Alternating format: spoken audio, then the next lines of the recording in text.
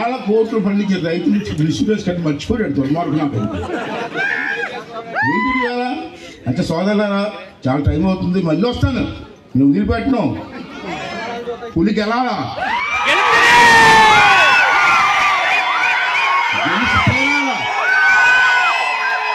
ఎందుకు గెలాలంటే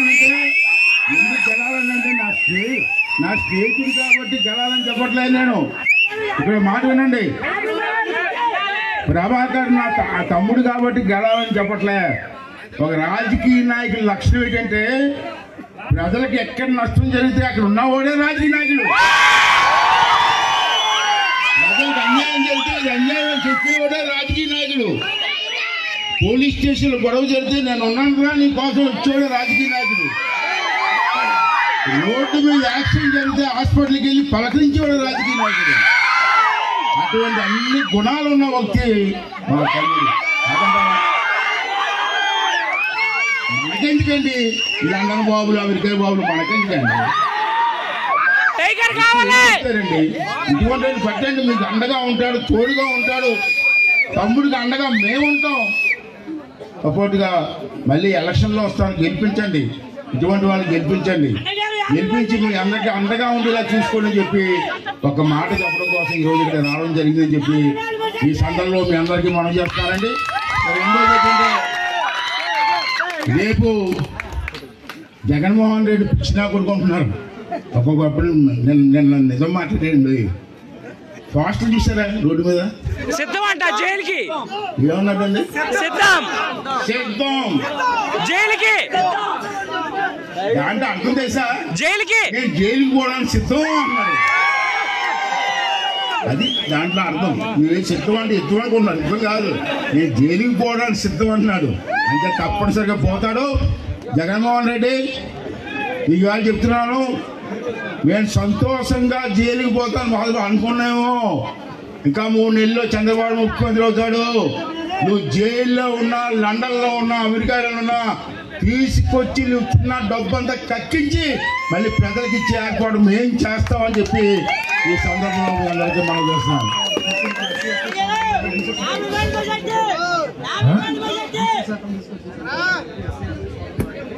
తర్వాత రెండోది ఏంటంటే, ఇప్పుడు ఎస్సీ ఎస్టీలకి రక్షణ చట్టం ఉంది, అలాగే ఏర్పాటు చేస్తామని చెప్పి కూడా మరొకసారి మీ అందరికీ మనం చేస్తూ మళ్ళీ వచ్చి మీ అందరికీ కలుస్తానని చెప్పి మనం సెలవు తీసుకున్నానండి. థ్యాంక్ యూ అండి, థ్యాంక్ యూ వెరీ మచ్ అండి. పోతునూరు తెలుగుదేశం పార్టీ ఆధ్వర్యంలో చిరు సత్కారం సార్.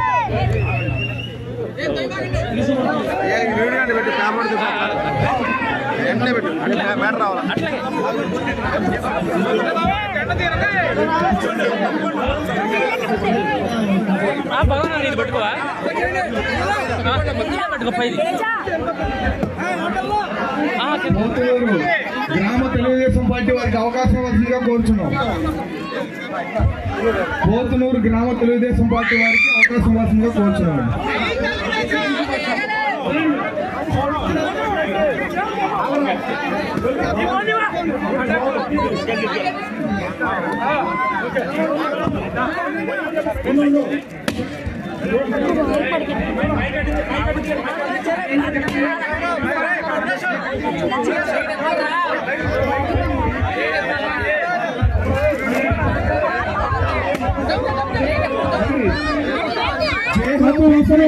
తప్పనిసరిగా సరోజు భవన్లో మరి భోజనాలు ఏర్పాటు చేయడం జరిగింది. మన మీటింగ్ వెనకాల కూడా ప్రతి ఒక్కరికి భోజనాలు ఏర్పాటు చేయడం జరిగింది.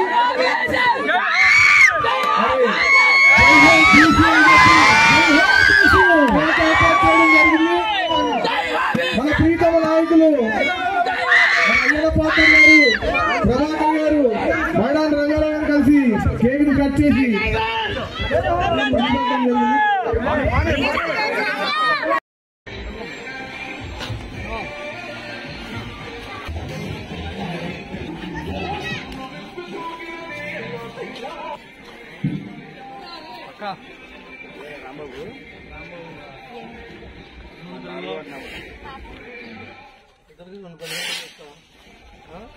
నీకు నెలకు 15 అండగా ఉండాలి.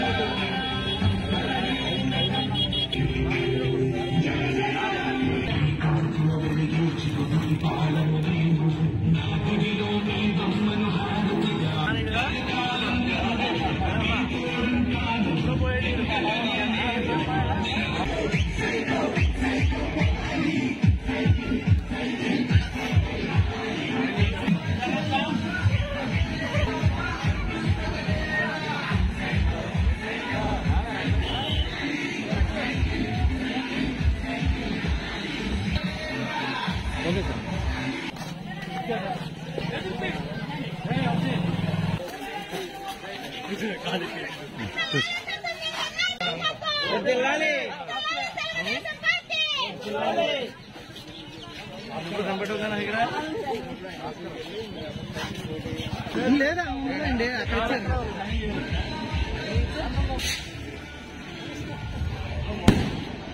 అండగా ఉండాలి. అమ్మా ఏం చదువుతున్నావమ్మా? ఎట్లా పడేసేస్తావా? బాగా చదువు. నీకు పడుతున్న కష్టాలు చూస్తున్నావు కదా నువ్వు, అవన్నీ నువ్వు తీర్చాలి.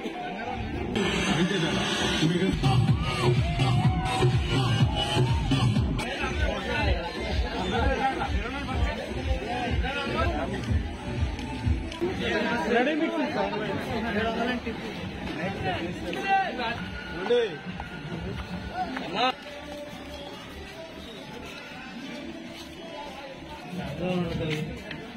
అమ్మా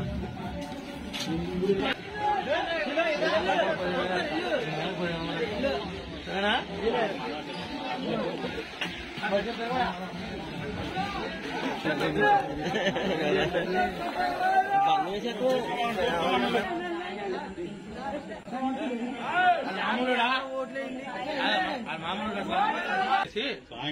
నెగమనండి ఆయన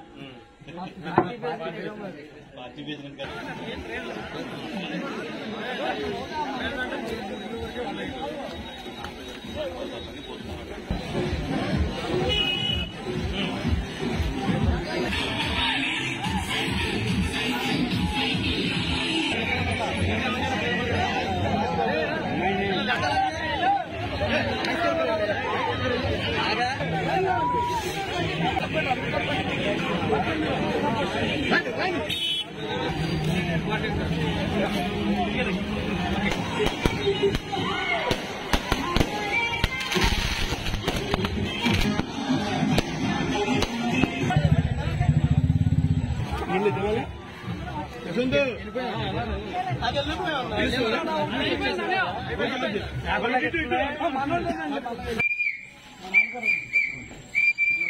అమ్మా ఇట్లా